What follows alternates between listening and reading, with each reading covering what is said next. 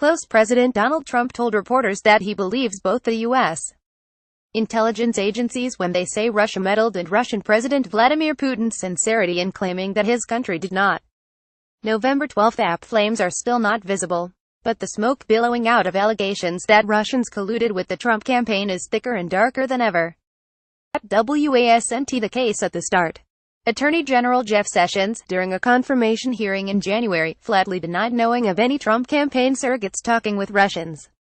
President Trump echoed the same before reporters in February. Nobody that I know of. Russia is a ruse. What a difference 10 months of investigations make. Tuesday, for the fourth time this year, Sessions will trek to the Hill to clean up previously misleading statements about Russian developments. The reality, so far, is that there have been 9 Trump associates in contact with Russians during the campaign or transition, and campaign chairman Paul Manafort, recently indicted on money laundering charges, participated in a June 2016 meeting at Trump Tower with a Moscow intermediary offering dirt on Hillary Clinton. He later offered to brief a Russian oligarch with close ties to the Kremlin about the campaign. Recent disclosures about Sessions, who, as it turns out, twice met with then-Russian Ambassador Sergei Kislyak during the campaign, reveal that he was briefed by 2 campaign aides who met with Russians. Former National Security Advisor Michael Flynn lied about discussing sanctions against Russia with Kislyak during the transition and was later fired over this. Donald Trump Jr. set up a meeting with the Russian attorney in June 2016, that was attended by Manafort and Trump's son-in-law Jared Kushner, who also met with Kislyak in December, where he talked about establishing a back-channel communication link between the Kremlin and the Trump transition team outside U.S.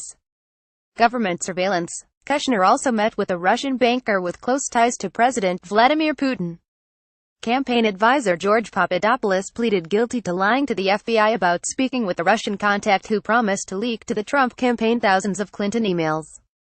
Campaign foreign policy advisor Carter Page told Trump officials he would meet with Russian officials in July 2016, and Page also discussed U.S. sanctions against Russia with Kislyak during the Republican National Convention. Another campaign foreign policy advisor, J.D. Gordon, met with Kislyak during the convention. Trump Organization lawyer Michael Cohen was in contact during the campaign with the Kremlin about building a Trump Tower in Moscow. None of these linkages prove that Trump or his campaign coordinated with an adversarial government to defeat Clinton.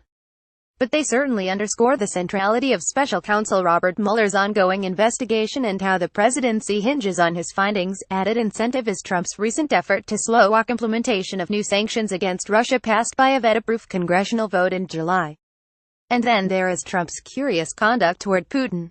The 45th president is an impulsive chief executive known for shredding any number of White House norms.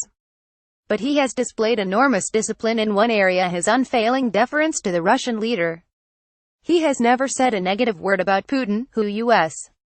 intelligence agencies say ordered the most comprehensive attack on the American election system in history through social media, widespreading and possibly much more. Last Friday, en route to Hanoi, Trump lamented that Putin was very insulted. If you want to know the truth about those intelligence findings, as if they were mere annoyances.